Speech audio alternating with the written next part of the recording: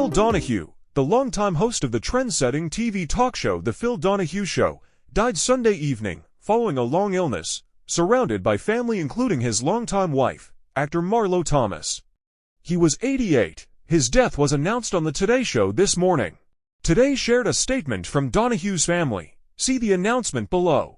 Calling Donahue a daytime staple who pioneered a format that had been replicated by others, Today hosts noted that Donahue had been presented a Presidential Medal of Freedom by President Joe Biden just this summer. Donahue was married to Thomas for more than 40 years, having met when the That Girl star met Donahue when she was a guest on his talk show. The family statement reads, groundbreaking TV talk show journalist Phil Donahue died Sunday night at home surrounded by his wife of 44 years Marlo Thomas, his sister, his children, grandchildren, and his beloved golden retriever Charlie. Donahue was 88 years old and passed away peacefully following a long illness. Donahue was born December 21, 1935, in Cleveland, and in the late 1950s embarked on a career as a radio journalist at first in his hometown, and then Adrian, Michigan. But it was his TV work in Dayton, Ohio, that truly launched not only Donahue's career, but what would become a novel and highly influential style of daytime talk TV. In 1959, he was hired as a TV reporter at Dayton's YO, where his empathetic style of interviewing was first noticed by the public and his bosses. Within 4 years, he also had a radio call-in show called Conversation Piece for WHIO's affiliated radio station.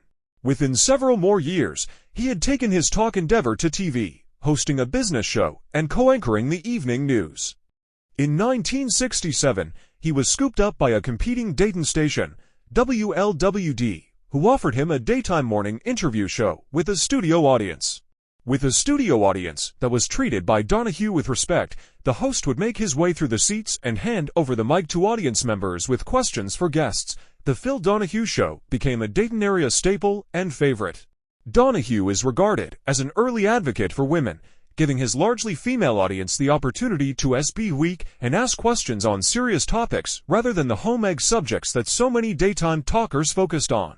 Unlike Merv Griffin, Mike Douglas, and numerous other daytime talkers, the Phil Donahue Show typically featured one guest per episode, the better to delve into serious issues with considerable depth. Among his earliest, most frequent, and most controversial guests was atheist activist Madalyn Murray O'Hair, who provoked the Midwestern audiences with her anti-religion opinions. By 1969, the show branched out from Dayton to syndicate in other Midwestern markets, and by 71 was airing in more than 30 cities. As his show grew in reach and popularity, Donahue collected not only larger audiences and bigger celebrities, but significant accolades.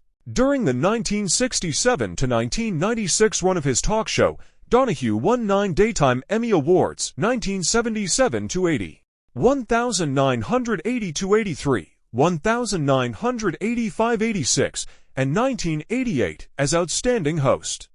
The show's growing appeal prompted a move in 1974 when he moved his show from Dayton to Chicago's WGN, where The Phil Donahue Show became simply Donahue, eschewing the circus-style shoutfests that would become the next stage in daytime's development with hosts like Jerry Springer and Ricki Lake. Donahue, who would move the production to New York City in 1985, continued his warmer, though highly inquisitive, style, an approach that declined somewhat in popularity during the 90s, but remained a gold standard for serious-minded daytime TV. His usually genial demeanor did not, however, mean that Donahue avoided hot-button issues, quite the contrary.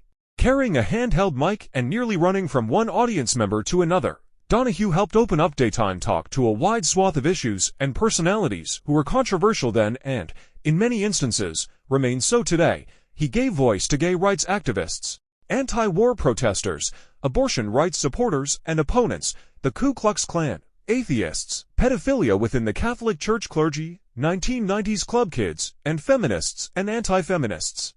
In one particularly memorable 1979 episode, he defended an audience member who dared criticize a surly Ayn Rand, who called the woman impolite and a hippie. "This is the kind of woman we've spent a long time trying to attract to our audience," Donahue told the rudely dismissive Rand. Raising his voice, he told the author, "Don't be so sensitive." In 1977, actor Thomas appeared on Donahue's show. and the two developed an obvious rapport on camera and a relationship off camera. They married in 1980. In 2002, Donahue hosted a new talk show on MSNBC, but found his anti-war stance at odds with the country's generally favorable view of George W. Bush's military actions in Iraq. His low-rated MSNBC show was soon canceled. Later projects include the 2007 documentary Body of War, and, with wife Thomas, the 2020 book What Makes a Marriage Last. 40 celebrated couples share with us the secrets to a happy life. Donahue received the Daytime Emmy Award for Lifetime Achievement in 1996. He received a Peabody Award in 1981 and has been inducted into the Television Academy Hall of Fame. His Medal of Freedom biography mentions some highlights of Donahue's show: Milton Friedman deciphering arcane economics, Nelson Mandela decrying apartheid, Gloria Steinem introducing a new era of activist feminism, and Muhammad Ali speaking out on race, religion, and sports. Donahue was, the bio states, the first TV host to feature a person living with AIDS when the number of cases was only in the hundreds. Most important, the bio continues, Donahue recognized the unmatchable power of his medium and fought to ensure that his legions of viewers, whether seated in his studio or calling in with questions from their homes, were part of the critical dialogue that brought people together. When consumer advocate Ralph Nader, author of Unsafe at Any Speed, came onto the show to talk about automobile safety, Donahue also brought on the recently retired president of General Motors so that viewers could witness the debate firsthand and decide for themselves exactly what was at stake when they climbed behind the wheel of the family wagon.